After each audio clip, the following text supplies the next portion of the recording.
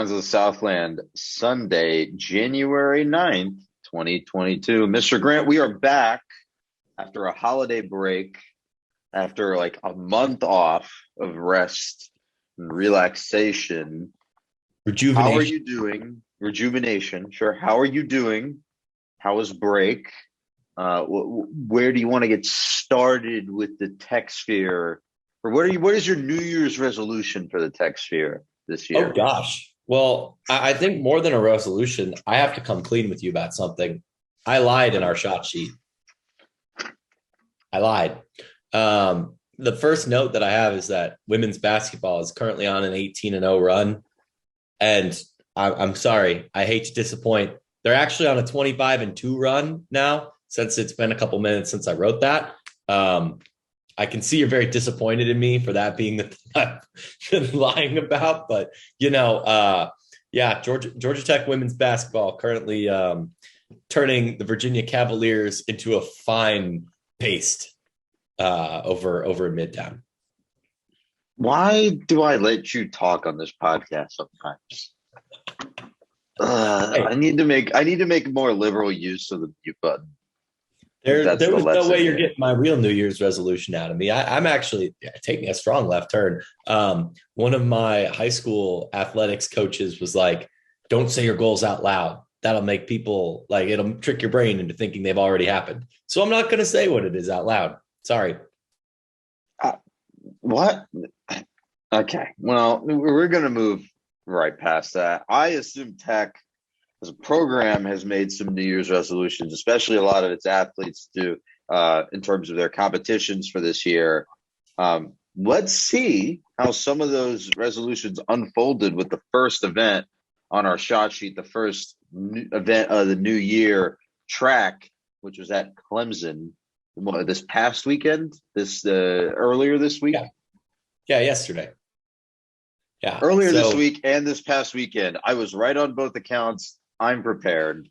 There you go. Track was up in Clemson. The attached schools, that there were some unattached athletes, but the attached schools were Tech, Clemson, and Carolina. I note that South Carolina gets to be called Carolina since Shane Beamer got all that mayo dumped on him.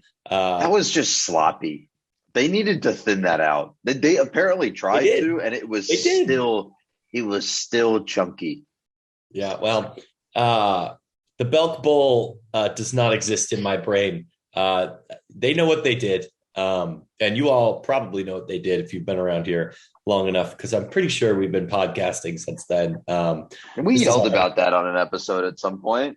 I was going to say, this is our 100th episode. Doesn't necessarily correlate to one a week or anything like that, given that it's been like 4 years since that happened. But no, it's only been 3 years. Never mind. But math is hard. Tech track was in Clemson. They had 4 winners among the attached athletes. Olivia Moore won the pole vault with a 3.87 meter jump. Taylor Grimes and Shalia Harris won the 60 meter hurdles and dash, respectively. Grimes was first among attached athletes. That was the big caveat that I noticed in the recap. And then we had Riley Perlikowski in the 1,000 meter run. She's undefeated in the 1,000 in her career, 2 for 2. The freshman, hey, maybe she'll never lose 1,000 meter, and we'll be talking about a national champion. Hey. If you believe trends, if you believe in data-driven trends, she has won 100% of her races, and thus she will continue to win 100% of her races. Yep, exactly. Exactly how that works. Tech also had all top five finishers in the 1,000, which just goes to show once more that we are a women's cross country school that also happens to run track. No dismay or disparaging to the short distance gals and guys, as well as the field athletes, because they're also very good. We've noted Olivia Moore, but in other field and short distance events, Cameron O'Neill, who was last year's freshman of the year, as we need to say more often because we don't do a good job of publishing those track accolades, I think, but got second in the long jump. Jamison Miller second in the 400 meter. Those were the ones that the results kind of popped out at me from looking at the results, looking online. A couple alums that we saw on the flats for a while we're also competing. But other than that, I'd say it's a pretty solid start to the year. I mean, that's the thing about meets like this is you're not really looking for pure 1, 2, 3 kind of thing. It's more about the times. Having been swimmers, I think we can appreciate that. But yeah, no, solid start to the year. It's all about improving. It's all about improving on existing performance. And I mean, especially for Riley Perlikowski, hard to improve on an existing first place finish, but she seems to have done it again. So yeah, I agree. Kind of pivoting from how we took that direction. We mentioned swim. That in a quick note on them today, they're in a COVID break. They're in the protocols. They would have been in Auburn this week. Doesn't look like that's been rescheduled. Fixture congestion is a real thing in swimming in the fall. He used the word fixture instead of match or game. I just wanted to be noted. He used the British term, and I have finally poisoned his mind. Yeah. The only time swimming does a bunch of events in a week is when it's one really massive meet. Yeah, so probably just couldn't make it work on a reschedule, or we just haven't heard yet. Who knows? Before break, there was a try meet with Northwestern in Miami, but between graduation, Worlds, and the fact that all the events were kind of absurd, I think is a friendly way to put that. Yeah, no one really needs to ever be concerned about 75 butterfly time, but that's about all we got in terms of the swimming updates. They do next host Queen's University. That's on the 21st, I believe. Maybe it's the 22nd. I don't know. It's in 2 weeks. But you might be asking, who is Queen's University? I know Akshay sure was. It's not the one in Canada. The one that comes up on Google immediately is the one in Canada, and I know that they exist because they play American college football. They don't play in the NCAA. They do. I think they play with the American rules. I could be wrong. I'm too lazy to go double check, but they play college football of some stripe in a Canadian league. They do not play in the NCAA. There is a Canadian school in the NCAA in D3, but it's not this one. Continue. Interesting. Well, Queen's University is a D2 school from Charlotte. And I'd kind of been like, who the heck are these people? Like, why are they appearing on our schedule? Because we do get our fair share of, we had Delta State a couple of years ago. Emory, that one makes a little more sense, best school in D3 history. And it's like a half a mile away or 3 miles away or whatever it is. But Queen's University, shame on us, shame on me.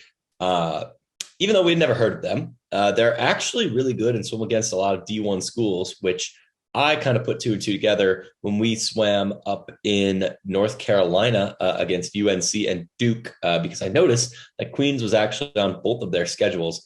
Their men's are the number 1 in D2 and their women's are the number 2 in all of D2, I believe, if I read their press release correctly. But in terms of their results, their men demolished D1 Davidson, barely lost to both North and South Carolina. They demolished Emory, again, one of the best programs in the history of D3 and always in the mix for their championship. Demolished Wingate, which is a smaller school, but then beat Duke, which nice. And then narrowly lost to Tennessee, who on the men's side are a top 15 team. Their women's team is top 6, and I believe the Queens women of that list have only beat Emory, but I don't quote. No, they beat Wingate as well. Among that list, again, a little bit more varied. But in terms of their men, like Georgia Tech's a top 25 team, but if they just almost beat UNC, they did beat Duke and narrowly lost to a really, really good Tennessee team. This might be an interesting meet in 2 weeks. I do want to put that out there. So here's my devil's avocado take on this, though. Are wins transitive in college swimming? Like, can you actually point? No. Can you actually draw lines like that for college swimming specifically? And that's my point. I don't think you can. Like, you could do it for college football at a certain level, and college basketball. But it's hard because of the way that competition is structured, I think. Well, and the swimming one too, in particular, with them having done the try meet and being like, oh, they beat Duke and narrowly lost to Tennessee. Well, there's also the fact of the matter is there's three teams in the mix. You win one relay, and that it kind of means a lot more. It's like when you see Miami diving doing really well at NCAAs. Would they have won a dual meet against any other team? No, but they don't have a swim program. That doesn't translate like that. Championship format versus dual meet format versus 3, 4, 5 meet format.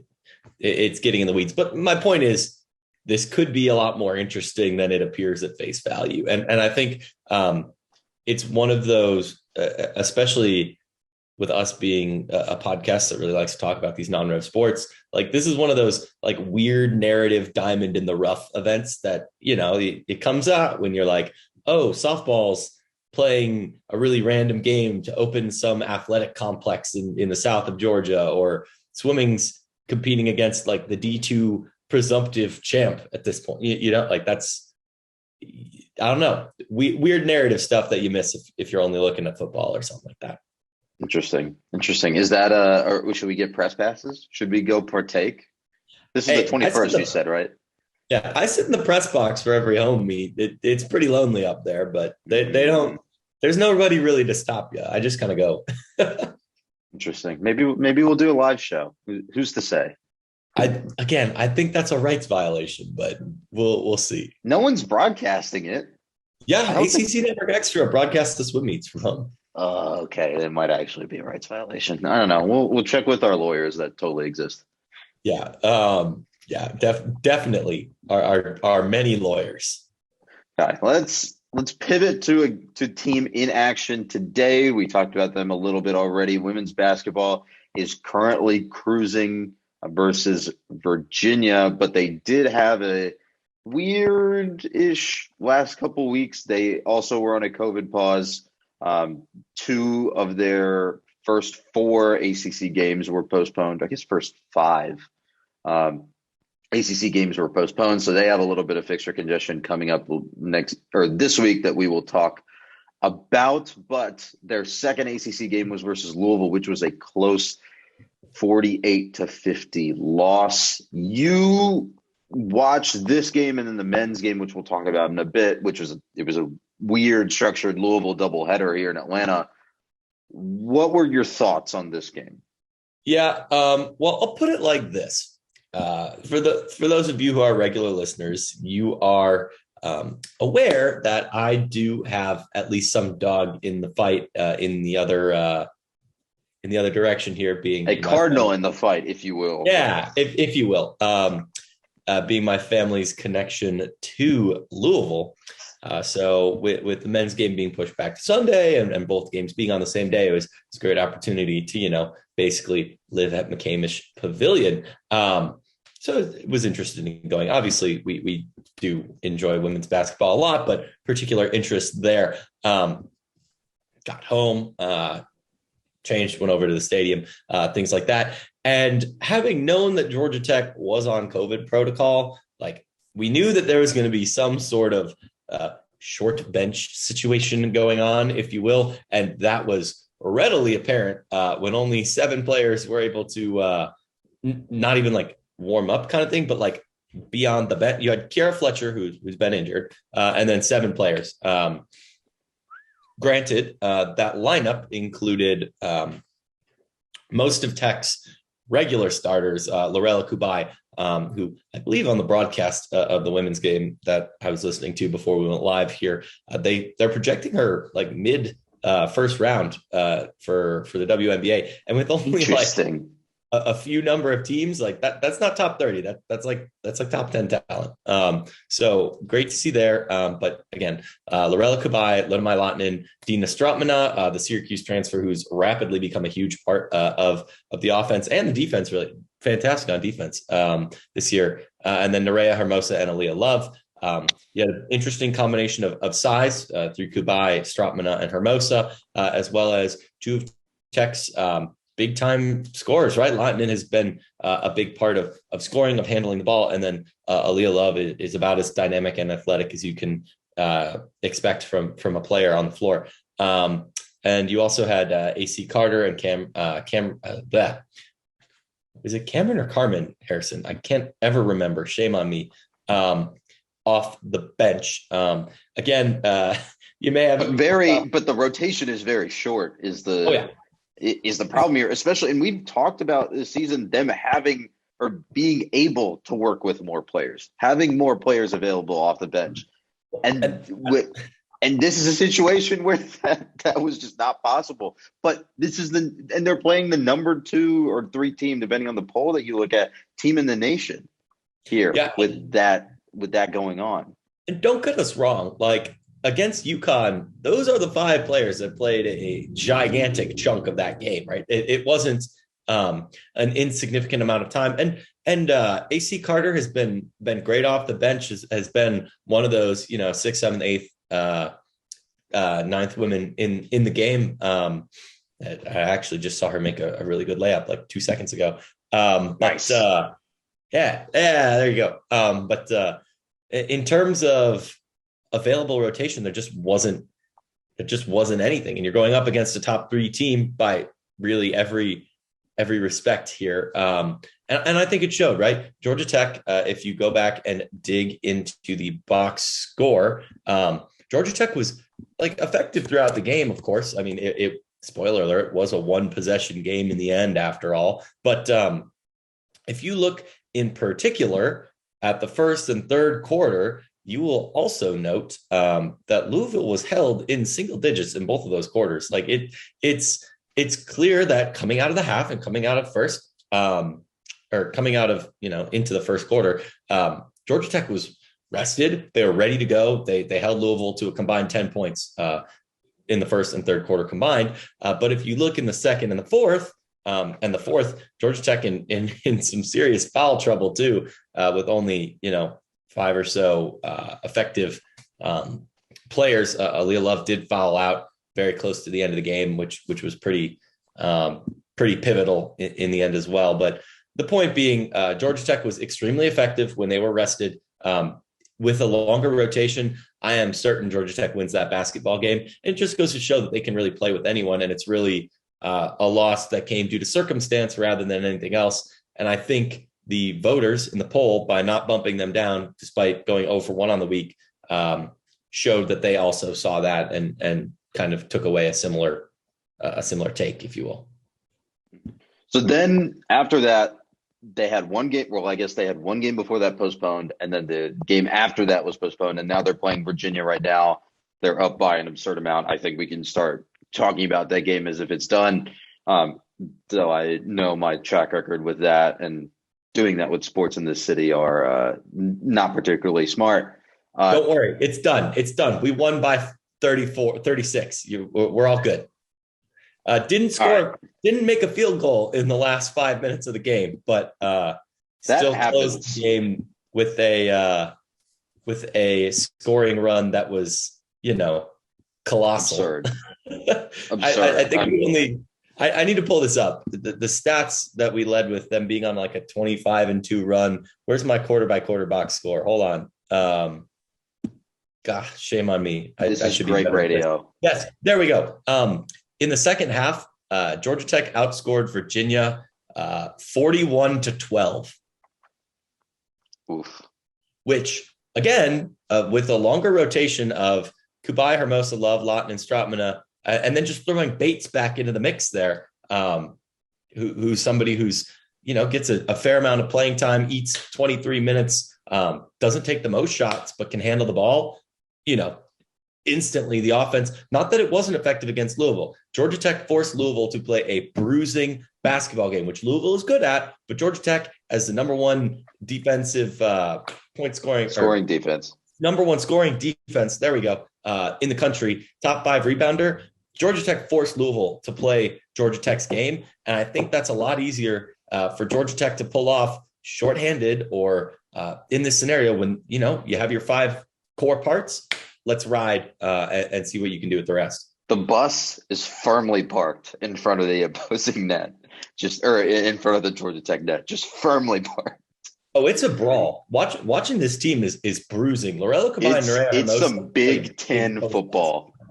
Big Ten football. I mean, we saw it live. UNC. I think that might be either the second or third to last. It's my last game in person that I had watched. It's a dogfight for 40 minutes. It's very competitive, very physical, and I gotta applaud them for being able to put that much effort in, like night in and night out. And now they're about to have to do it 4 times in the next week. So I will say, just to kind of put a bow on Louisville before we pivot towards Virginia and some bigger picture stuff.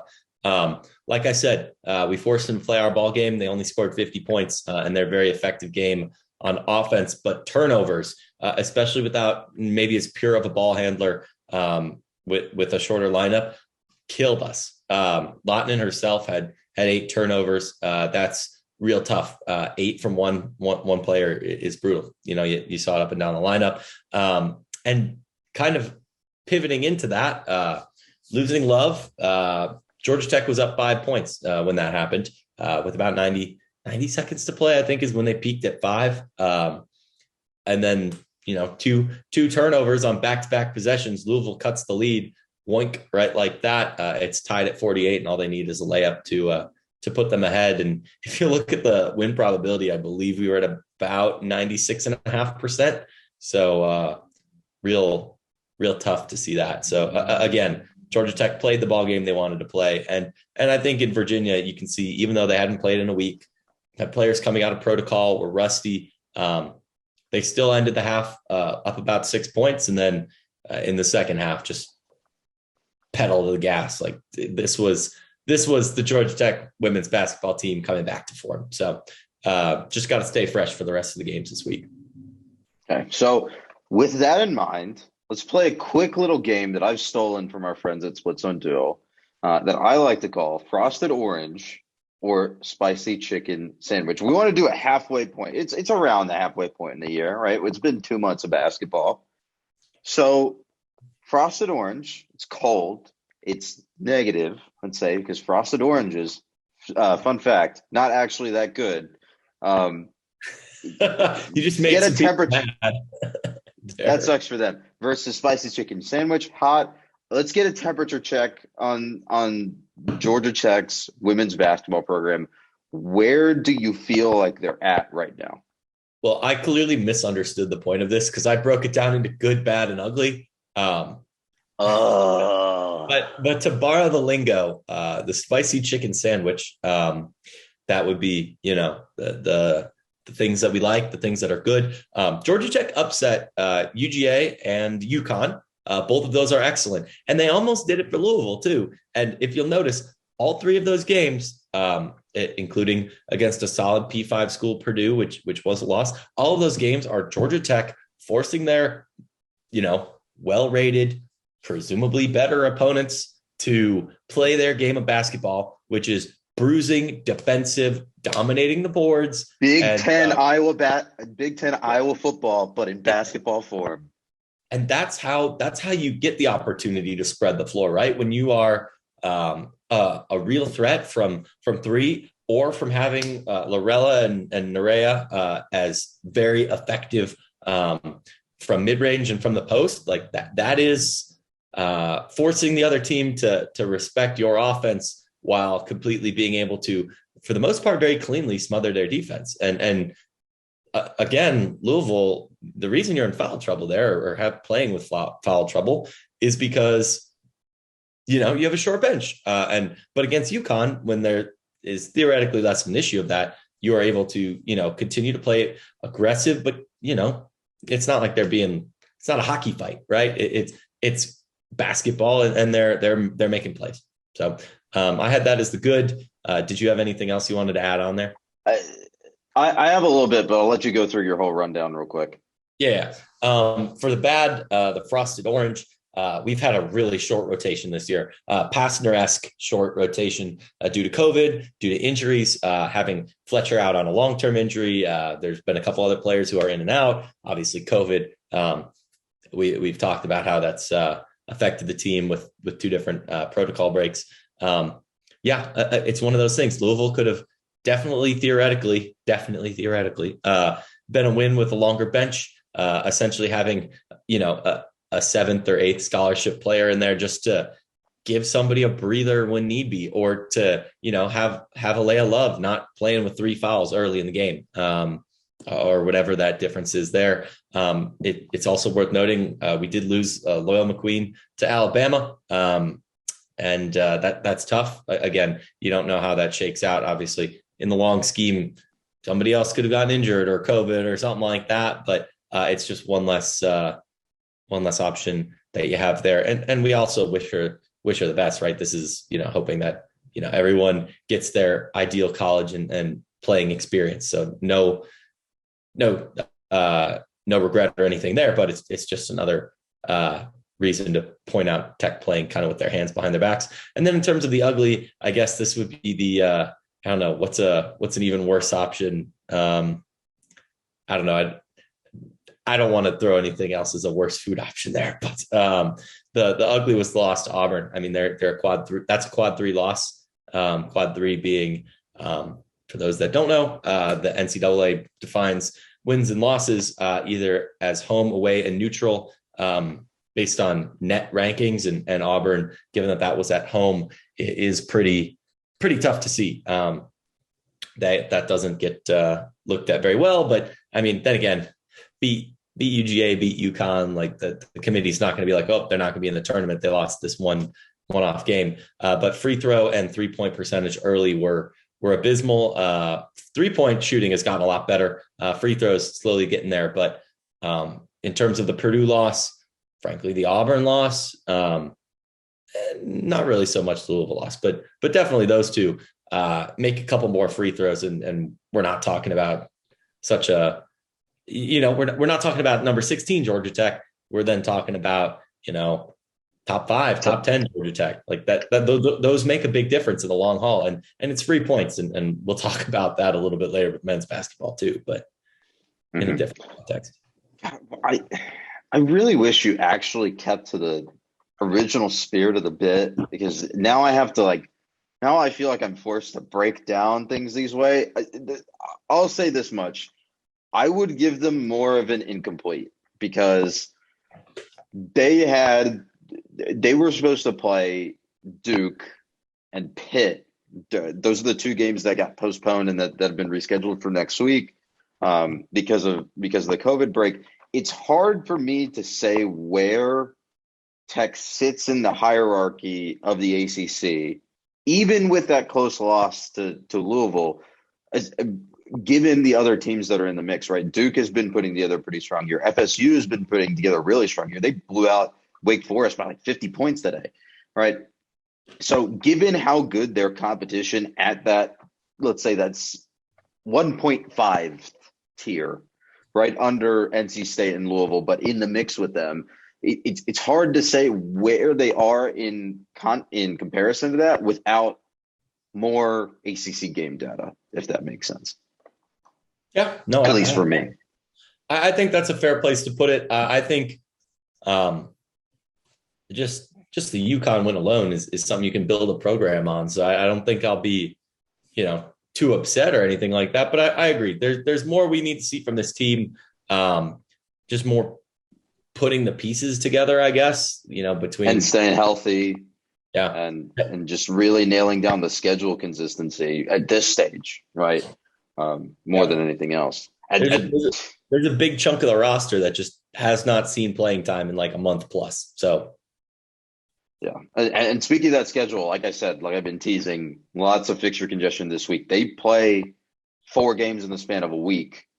So there was today's game versus UVA. That's now gone final. They'll play Tuesday at home versus Pitt. That's at 6 p.m. on ACC Network Extra, I believe. Thursday at home versus FSU, which is one you should put on the calendar. That's an 8 p.m. tip, I think, also on ACC Network Extra. I didn't check the TV networks. And then the next Sunday, they're in Miami at 2 p.m. So 4 games, 7 days. Fixture congestion comes for us all. At least they're at home. Like for the Pitt and FSU games and tonight, you don't have to get on a plane. You sleep in your own bed. You get that time back that, maybe flight pushes studying, pushes sleep or something like that. And it's the first week of the year, right? Like classes don't start yet. They got another day. It's not like I'll put it like that. If you're going to have fixture congestion, obviously there will be another week when and if they make up that Duke game, and Duke's a ranked team. I'm glad if they're going to be seeing 4 games in 8 days, that it is syllabus week with less trips, if you will. Okay, so with that in mind, let's pivot over to the men, who actually did have a pretty rocky couple of games the last couple, almost like they were also had like a really weird congested schedule the last couple of weeks, because they played, like we have on the shot sheet, Louisville, Duke, and Notre Dame. Notre Dame was last night. Duke was a couple of days ago. Louisville was earlier this week, last week. So rattle these games off for me real quick. Give me sort of your 1-sentence summary for each of them. Louisville, more of the same. Duke, it's in Cameron. Notre Dame, it was different, but still the same. I know those are kind of vague, but you gave me one sentence. So. I gave you 1 sentence, but I think Louisville, it makes sense based on the box score, based on what we saw, that it's the same team that we've seen all season, right? They are competitive into the half, and then something happens. They do not come out of the half. They do not come out of half. They don't go into the half. Same intent. I mean, it's that 5 minutes plus and minus right around the half, right around the break. Mm-hmm. That is really the tipping point for how a Georgia Tech game is going to go. And they are able to keep pace with some of these really great opponents. They kept pace with Louisville for a while. They kept pace with Duke for a while. They were keeping pace with Duke for a lot of that game. It was a 6-point game with like 4 minutes to play. Yeah, and they kept pace with UNC for an entire half. They were in pace with Wisconsin, right? But I don't want to keep saying in pace, or they kept pace, right? At a certain point, that pace has to be converted into actual victories. And now this team, after last night, is at 6-8. I don't have their ACC record on hand, but it's definitely under 500. It's they've won 0. But I think the caveat with that is they haven't played They played 4 of the top 5 teams in the conference so far. Yeah. And Notre Dame is a team that is at their level, at their talent level, at their competition level, in terms of the way that the ACC is stratified. And that game went to OT, right? So There's a lot to sift through here. So I'm going to ask you again, frosted orange versus spicy chicken sandwich. Which way are you feeling right now at the halfway point in their season? This is a much more complicated question than a 1-sentence answer. None of these games, except maybe the UNC, and LSU kind of took a turn. But at the end of the day, like the Duke game wasn't a blowout. Notre Dame went to overtime. It was a 4-point game. Was not a blowout. Louisville, competitive. Wisconsin came down to the last possession. Louisville came down to the last possession too. Even Miami, you throw out because it's the first game of the year. I'm not in a place where I'm upset with this team, but coming off an ACC tournament win, coming off an NCAA tournament appearance, getting DeVoe and Usher both back, like the expectation was higher. So I think I'm disappointed, but honestly, like this was going to be a transition year anyway. And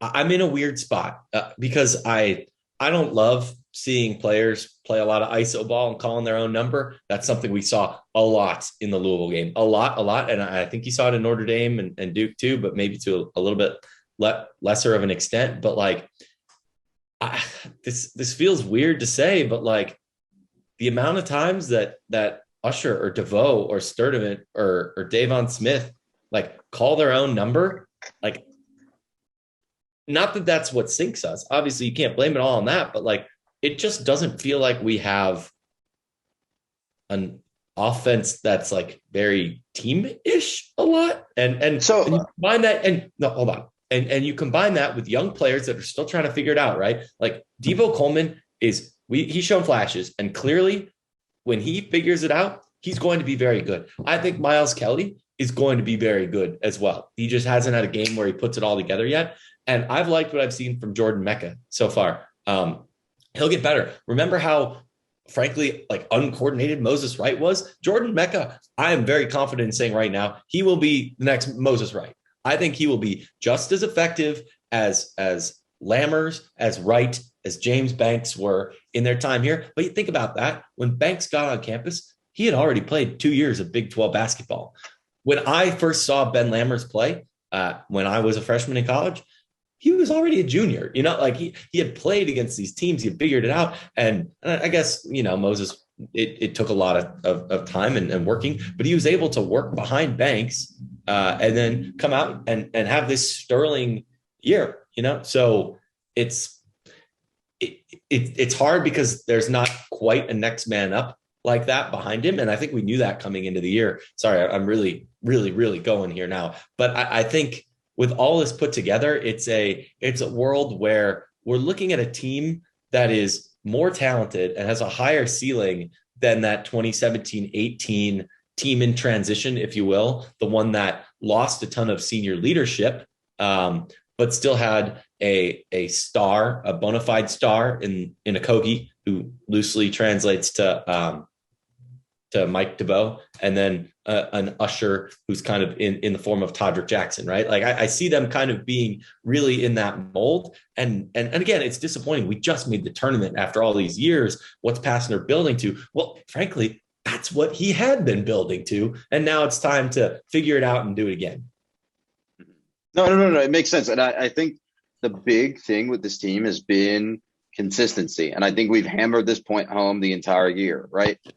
And we just hammered it home as well, that if you are able to go into a half competitive, or if you are able to put together 20 competitive, consistent minutes, you need to be able to put together another 20 consistent minutes. You can't just have a third quarter nap, right? You can't just go 5 minutes scoreless in the middle of the second half, because a lot of ACC teams, and I really do mean a lot of ACC teams, because of how deep this conference is, will just feast on that, and they will take a lead and they will burn you. Yep. And it's a consistent problem that we've seen with this team, is that they come out of that half. It's either a combination of adjustments that need to take root, or they just are like getting shots to bounce the wrong way, and that'll eventually solve itself. But something is going on like I said, in those plus and minus 5 minutes from the halftime break, that is really, really weird with this team consistently. Well, that's the thing too. Like LSU just beat number 18 Tennessee. They're going to be a top 20 team in the next poll. Georgia Tech was up on them like 26-9 or something like that at that point. Like it was a combination of effective defense and lots of shots falling, right? And obviously that's not going to happen the whole game, where Jordan, Usher, and Michael DeVoe are each outscoring the opposing team like midway through the first half. But like at the same time, like we've seen flashes, right? They have that talent. I think this is the most talented team, raw talented team. Maybe last year's more talented with like the development Wright had and the development Alvarado had. But just the rostered talent, just the raw, like physical talent. Yep. Yeah. I think it's an incredibly talented team. And it's weird to say that I'm in a point where I'm like, wow, next year we're going to be really good, because we still have 3 months of basketball left, right?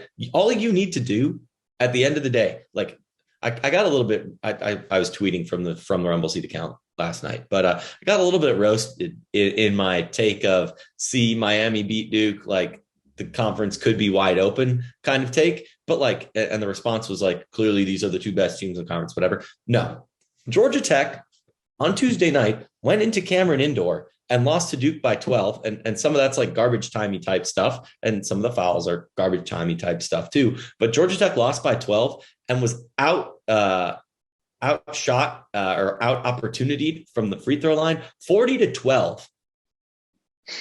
You lose by 12, and the other team was given 28 more free attempts at points. Woof. Including making 17 more than Tech made. Like that's the game right there. I know it's I'm stupid. shocked. I'm I feel like shocked that refs in Cameron are calling games unequally. I feel Simply like shocked. I feel like every episode I come onto this podcast and say I don't want to rag on refs or umps Yeah, in but it's baseball and softball funny too. when we have that as a consistent bid. Let's be clear.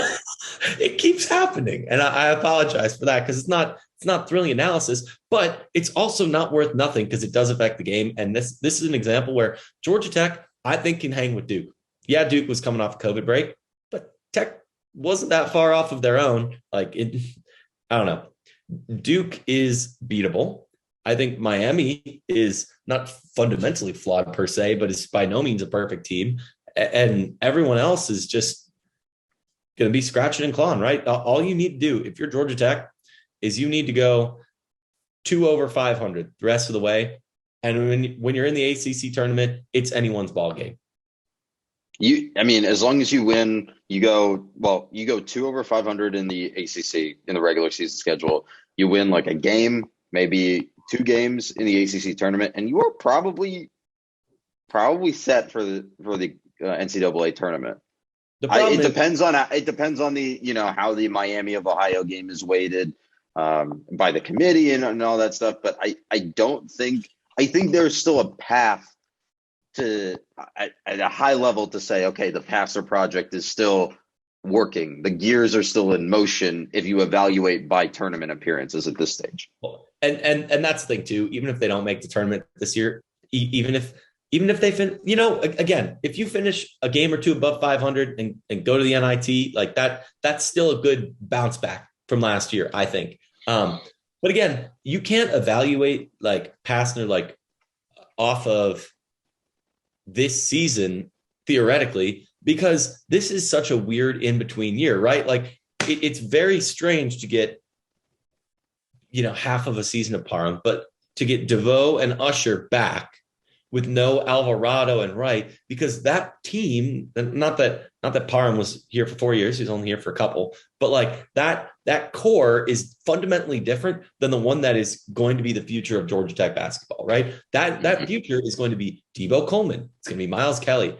I'm a strong believer after the last 2 games in Jordan Mecca, and I think he'll get better too. Like we're going to be sitting here next year, I think, in a better place to say, all right, new people that have come in, transfers, whatever.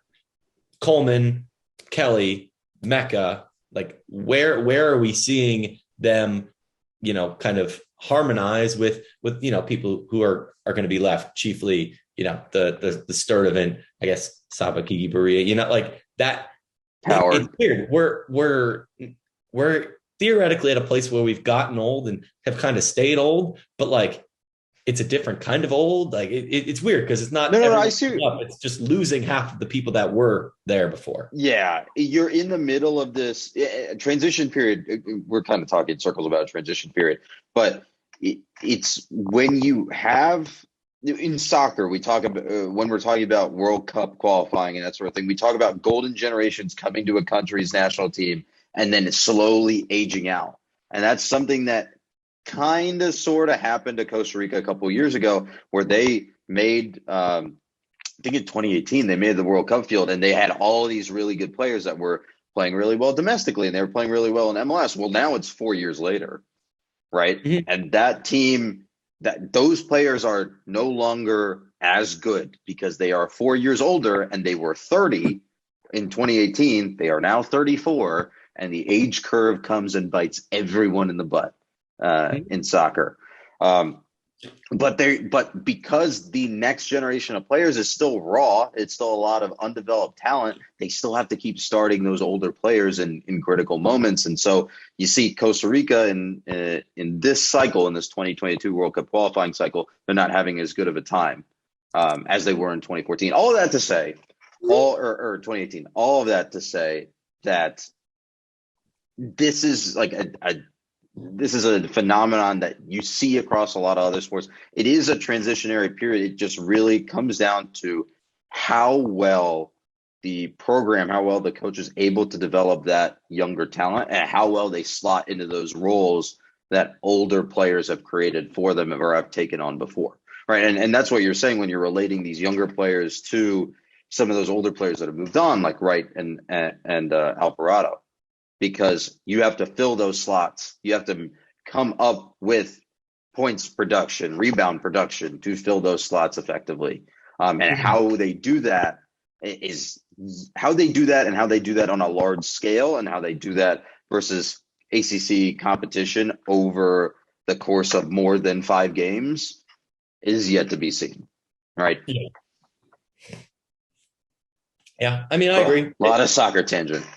There's, again, if we're going to give the women an incomplete, I think the men would get a not ready.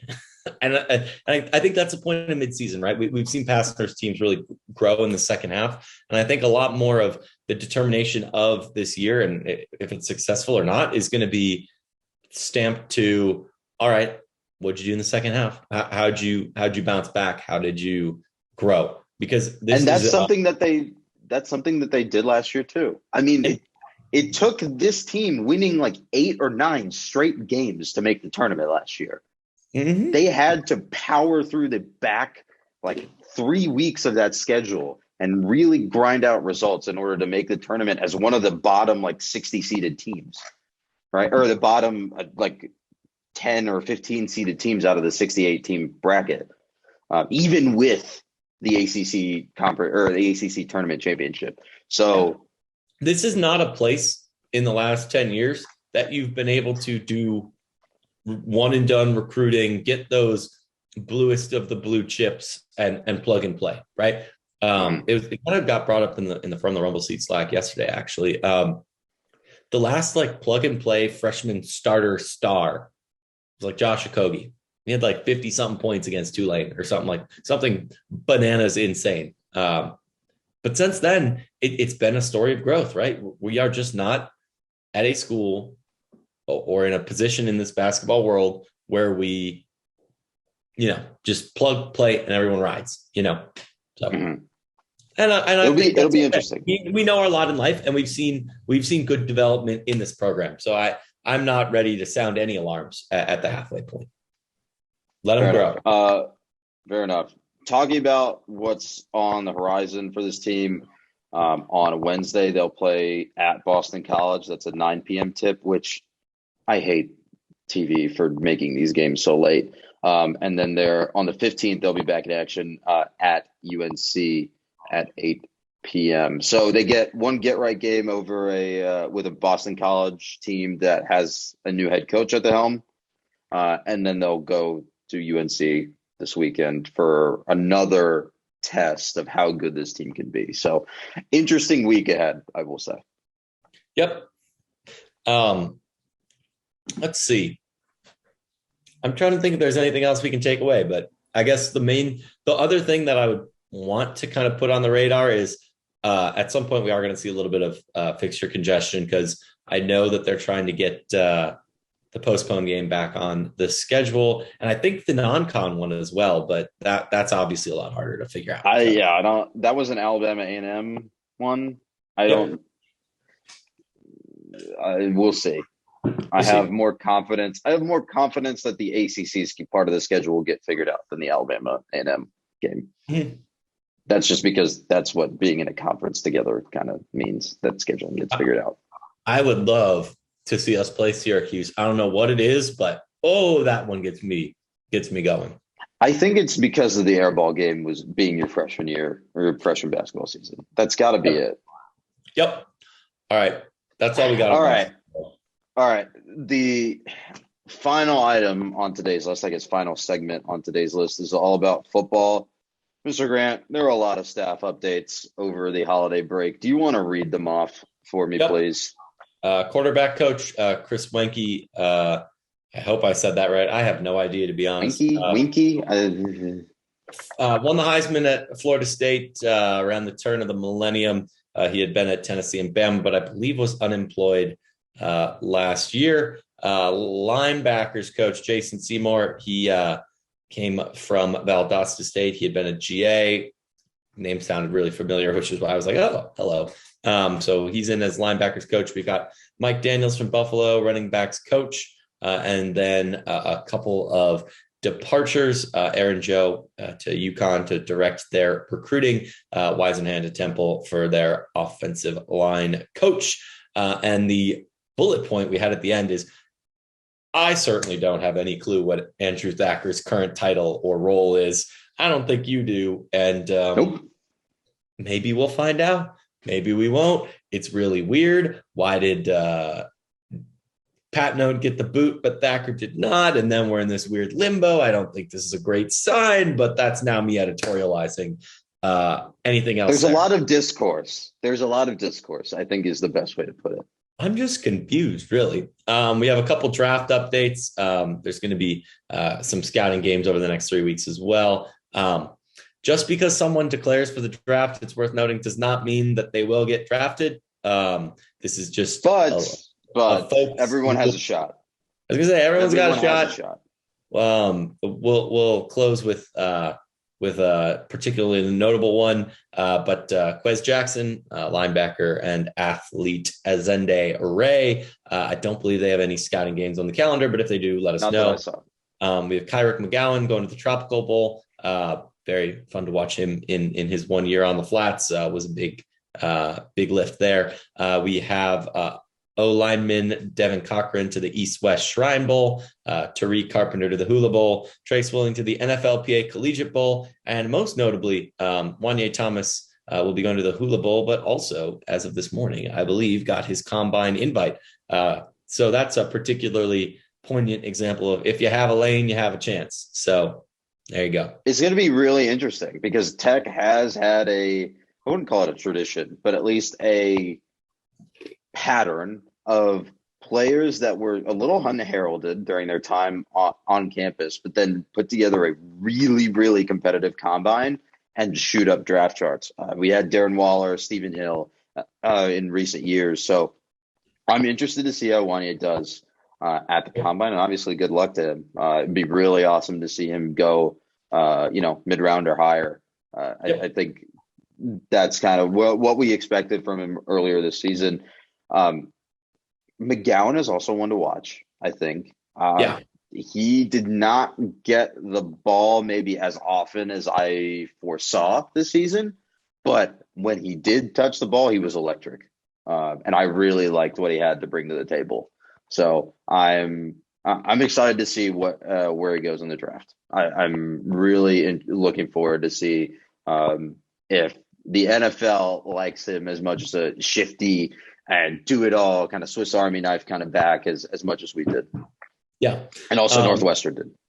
Yeah. Hey, he went to the Northwestern Big Ten championship game with Northwestern too. Chicago's Big Ten team, as I've always said. That's love them. But transfer updates. This is a non-exhaustive list, just a couple highlights. The elephant in the room, haha, if you will, is Jahmyr Gibbs going to Alabama. We did find that out. And then a couple inbound folks, Amari Harvey from Auburn.